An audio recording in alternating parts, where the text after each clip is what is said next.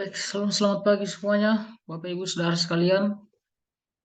Kasih kita bersyukur kepada Tuhan hari ini kita boleh menikmati berkat Tuhan berupa napas kehidupan, kesehatan, kekuatan, sehingga kesempatan yang baik ini kita sekalian boleh sama-sama mendengarkan uraian dari firman Tuhan.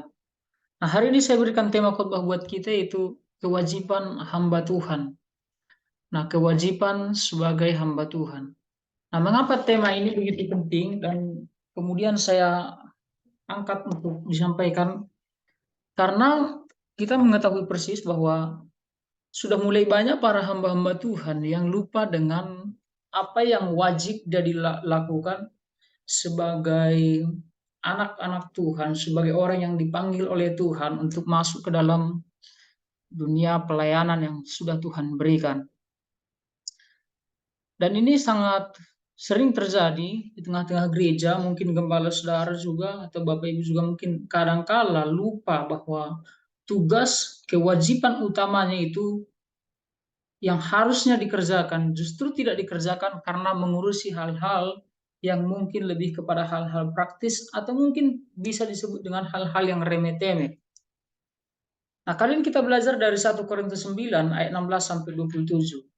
Kita akan melihat sedikit latar belakang. Nah, kota Korintus merupakan kota paling penting di Yunani pada zaman Paulus. Penduduknya sekitar 700.000 jiwa. Korintus pada abad pertama merupakan pusat perniagaan dunia yang sangat sibuk dengan budaya dan moralitas yang sangat rendah. Nah, kota Korintus juga terkenal karena kepercayaan kepada paganismenya. Kota Korintus penuh dengan kuil, dan yang paling menonjol adalah kuil Aphrodite dengan ketinggian 1.800 kaki. Jadi kota Korintus juga merupakan pusat kosmopolitan yang berkembang pesat dalam perdagangan, hiburan, kejahatan, korupsi.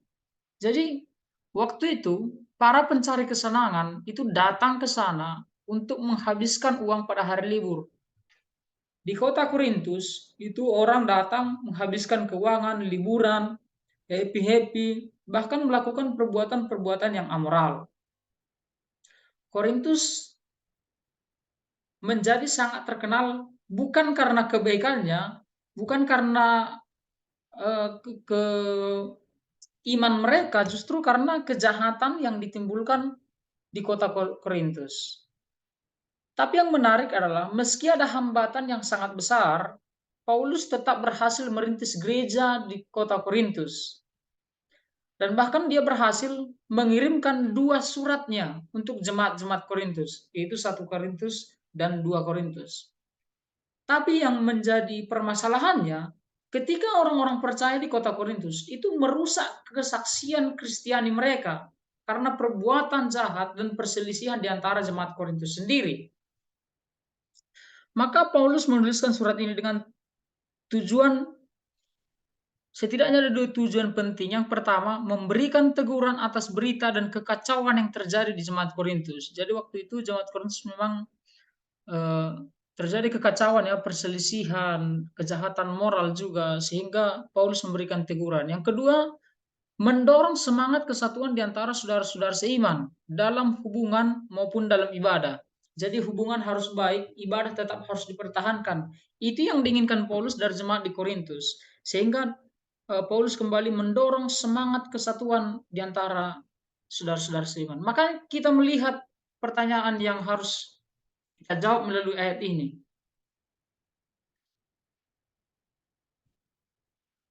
Pertanyaannya adalah apa yang menjadi kewajiban bagi hamba Tuhan berdasarkan 1 Korintus 9 ayat 16 sampai 27. Jika kita baca dengan teliti ayat per ayat, kalimat per kalimat, kata per kata, maka setidaknya kita menemukan tiga hal penting. Yang pertama, tugas atau tanggung jawab sebagai hamba Tuhan itu memberitakan Injil. Dari ayat 16 sampai ayat 27, kita melihat di sana sangat jelas disampaikan oleh Rasul Paulus bagaimana tugas dan tanggung jawab sebagai hamba Tuhan itu harus memberitakan Injil. Ayat 16 dalam terjemahan Baru dikatakan, karena jika aku memberitakan Injil, aku tidak mempunyai alasan untuk memegahkan diri.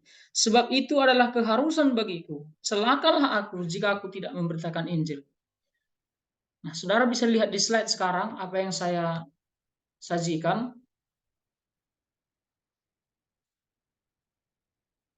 Ayat 16, jika untuk kebutuhan Injil, ini terjemahan saya tidak mau. Kau kema artinya membual. Jadi Paulus sedang berbicara begini. Jika untuk kebutuhan Injil, saya tidak mau membual. Sekarang kita melihat terjadi masif di gereja-gereja, bagaimana Injil justru ditutupi untuk kebutuhan orang lain, untuk kepentingan si A, si B, demi menjaga persatuan, demi menjaga bagaimana supaya keharmonisan tidak terganggu, dan lain sebagainya. Injil ditutupi. Tapi Paulus bilang di sini, jika untuk kebutuhan Injil, saya tidak mau membual, jangan berbohong. Sebab Injil adalah anakhe garmoi, kebutuhan bagiku. Jadi Paulus bicara, sebab Injil adalah anakhe garmoi, kebutuhan bagiku. Sebagai keharusan, paksaan dari setiap baik hati. Tetapi di sini atas kehendak dan hak pilihan Allah. Jadi Injil kebutuhan bagiku itu kehendak dan hak pilihan Allah. Jika aku tidak memberitakan Injil, maka biarlah aku epiketai berbaring dalam wai duka. Biarlah aku berbaring dalam duka. Dalam terjemahan baru satu dalam Alkitab kita lihat celakalah aku. Kalau di sini dikatakan berbaring di dalam duka, menyesali diri, menangis dalam duka, berbaring dalam duka jika tidak memberitakan Injil. Jadi ini tugas utama seorang hamba Tuhan. Dia harus memberitakan Injil. Setiap punya kesempatan berdiri di mimbar Tuhan, berbicara dengan orang face to face, atau mungkin dikasih kesempatan sharing renungan singkat di perkumpulan-perkumpulan komunitas Kristen maupun non-Kristen. Tujuan utamanya harus memberitakan Injil. Jika tidak, maka dipertanyakan, apakah dia hamba Tuhan yang benar-benar memberi hati untuk Tuhan atau untuk kebutuhan diri sendiri. Ayat 17, kalau kita baca, itu merupakan tindakan pemberitaan Injil dilakukan dengan penuh keyakinan. Pepisteomai, penuh keyakinan, tanpa mengharapkan upah. Ekon, suka rela.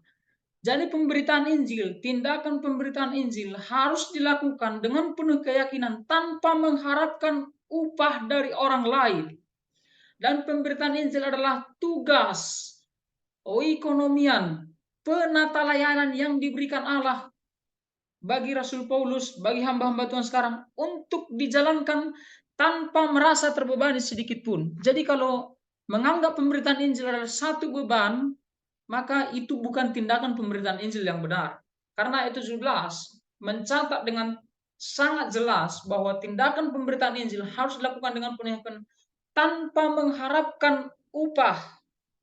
Karena ini harus dilakukan secara sukarela. Paulus dapat melampaui pemberitaan yang telah Allah tekankan kepadanya sebagai tugas yang tak terhindarkan. Tugas yang dilakukan dengan sukarela. Namun untuk melakukan ini, dia harus melepaskan haknya yang harus dia terima.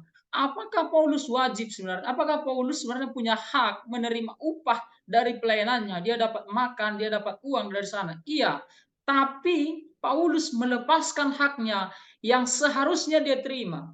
Paulus bersedia melakukan apa yang sampai saat ini ditentang oleh banyak orang. Dia tidak menggunakan haknya, tetapi telah menanggung segalanya. Paulus tidak menggunakan haknya,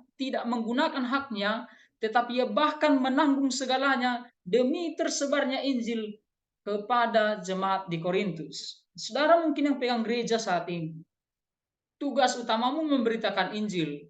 Atau mungkin Anda yang hamba Tuhan, masuk sekolah teologi, pelayanan di tempat-tempat lain, tugas utamamu itu memberitakan Injil. Meskipun tidak ada upah di sana, kita harus berani melepaskan hak kita demi tersebarnya Injil kepada orang lain.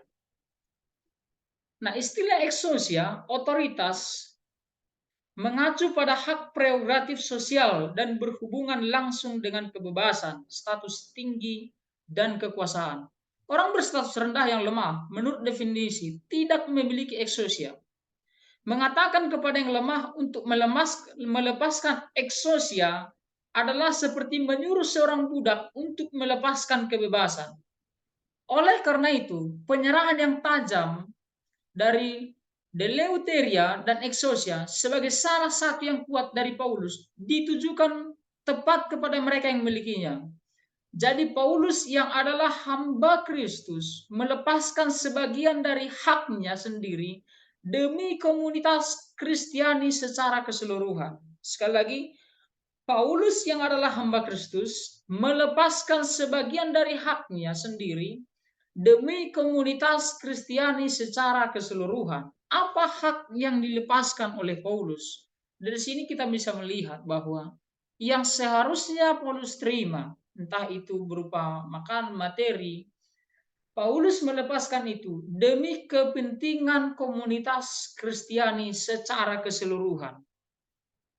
Nah, jadi kita melihat bahwa tugas hamba Tuhan, kewajibannya adalah memberitakan Injil. Meskipun dia tidak mendapat upah di sana, tetap harus dilakukan dengan penuh keyakinan dan secara sukarela. Saudara-saudara sekalian, jikalau ada sampai saat ini hamba Tuhan yang sibuk di mimbar mungkin mengurusi hal-hal praktis tentang bagaimana orang supaya hidup di dalam kasih, supaya ada romantisisme dalam keluarga, itu memang penting, tapi itu tidak lebih penting daripada memberitakan Injil. Injil harus diberitakan bahwa Kristus mati dan bangkit untuk pelunasan hutang dosa bagi banyak orang. Itu menjadi sentral di dalam khotbah-khotbah kekristenan. Jika Injil tidak diberitakan, dan pendeta tetap masuk ke dalam mimbar, memberitakan hal-hal praktis yang bahkan kita anggap tanpa diberitahu pun kita sudah mengerti, maka pengkhotbah itu sebenarnya sedang melakukan kesalah tugasan. Dia bahkan tidak paham tanggung jawabnya bahwa tugas utama hamba Tuhan, dia harus memberitakan Injil. Nah, yang kedua yang menjadi tugas utama, tanggung jawab utama menjadi hamba Tuhan itu menjadi hamba bagi orang lain. Dari ayat 19 sampai 23. Ayat 19 dikatakan Paulus di sana. Sungguh pun aku bebas terhadap semua orang. Aku menjadikan diriku hamba dari semua orang, supaya aku boleh memenangkan sebanyak mungkin orang. Jadi Paulus bilang, aku menjadikan hamba bagi semua orang, supaya aku bisa memenangkan sebanyak mungkin orang. Nah, dari ayat 1 sampai 18, itu berbicara sebagian besar, berfokus pada strategi dan contoh pribadi dari mengesampingkan hak untuk substansi yang dimaksud substansi dari pemberitaan firman, yaitu Injil. Itu berbicara dari ayat 1 sampai 18. Sedangkan ayat-ayat 19 sampai 23 ini menunjukkan bahwa berdiri dalam solidaritas dengan yang lain sebagai lawan dari otonomi atau penegasan diri yang terletak dan ini terletak di inti Injil. Secara khusus, kepedulian terhadap keragaman mereka yang lemah merupakan strategi pastoral dan misionaris yang mendalam, yang tidak dibangun di atas keberhasilan pragmatis tetapi di atas sifat Injil. Ayat 23. Paulus menggabungkan dua aspek strategi dan pendirian yang berbeda. Paulus bicara bahwa dia harus menjadi hamba bagi orang lain. Sebenarnya Paulus sedang mengontekstualisasikan diri bagaimana ia supaya dapat menjangkau sebanyak mungkin orang bagi Kristus. Jadi Paulus menggabungkan dua aspek strategi dan pendirian yang berbeda. Pertama, Paulus mengacu pada tradisi yang relatif akrab di dalam dunia Yunani maupun Romawi, di mana para pendidik atau yang sering disebut orang bijak, orang berpendidikan, orang pintar, menyadari perlunya pendekatan yang fleksibel dan adaptif terhadap orang lain dalam terang keragaman manusia. Sekali lagi, dalam dunia Romawi maupun Yunani, para pendidik, orang bijak harus punya kesadaran bahwa mereka harus melakukan pendekatan yang fleksibel dan adaptif terhadap orang lain dalam terang keragaman manusia. Ini yang dilakukan oleh Paulus. Sehingga di ayat 19 dikatakan, aku melakukan menjadi hamba bagi banyak orang supaya aku memenangkan sebanyak mungkin orang bagi Kristus. Jadi Paulus melakukan pendekatan yang sangat fleksibel dan adaptif. Bahkan ini yang kita sebut dengan menjadi hamba bagi orang lain.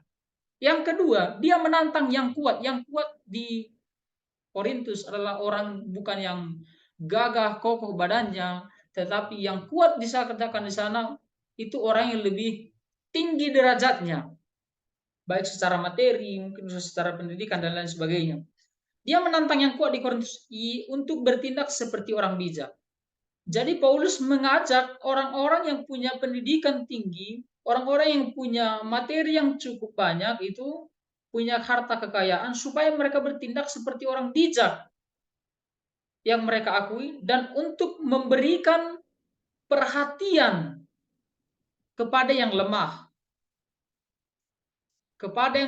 dan orang lain dalam situasi budaya, baik dalam budaya, lemah dalam budaya, agama, dan status yang berbeda untuk mengesampingkan kepentingan mereka sendiri. Jadi Paulus ajak orang-orang kuat ini mengesampingkan kepentingan mereka sendiri demi kepentingan banyak orang. Inilah yang dimaksud oleh Rasul Paulus, menjadi hamba bagi orang lain supaya memenangkan sebanyak mungkin orang bagi Kristus. Nah, yang ketiga, yang menjadi tugas dan tanggung jawab dari hamba Tuhan berdasarkan 1 Korintus yang kita baca pasal 9 tadi, yaitu harus mampu menguasai diri, ayat 24 sampai ayat 27. Lakukan apa yang Anda khotbahkan. Nah, saudara, ini adalah tantangan pedas yang sering dilontarkan oleh orang non-Kristen kepada setiap orang percaya kepada Kristus. Lakukan apa yang Anda khotbahkan.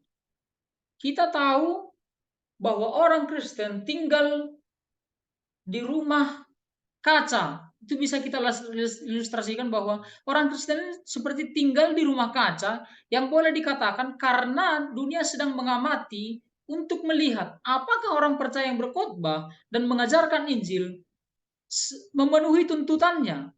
Apakah orang yang berkhotbah, memberitakan Injil ini memenuhi tuntutannya? Jadi kita ibarat tinggal di sebuah rumah kaca dan orang bisa lihat dari atas, dari bawah, dari samping kiri kanan, dari depan, dari belakang. Mengapa amati? Apakah yang kita beritakan sesuai dengan apa yang kita lakukan? Nah, masalah utama dalam ayat 24 sampai 27 itu adalah kebutuhan akan ekrateia, mengontrol diri. Jadi ayat 24 ayat 20 sampai 27 sebenarnya itu kebutuhan utama adalah ekrateia, mengontrol diri atau pengendalian diri, atau dalam beberapa konteks pantang untuk dilakukan.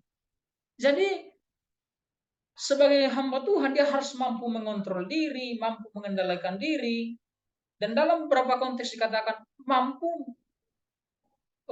membedakan apa yang pantang dilakukan sebagai hamba Tuhan. Dan kalau kita melihat baca 24 sampai 27, di sana Rasulullah memberikan satu ilustrasi seperti pertandingan dalam gelanggang olahraga. Misalnya main tinju.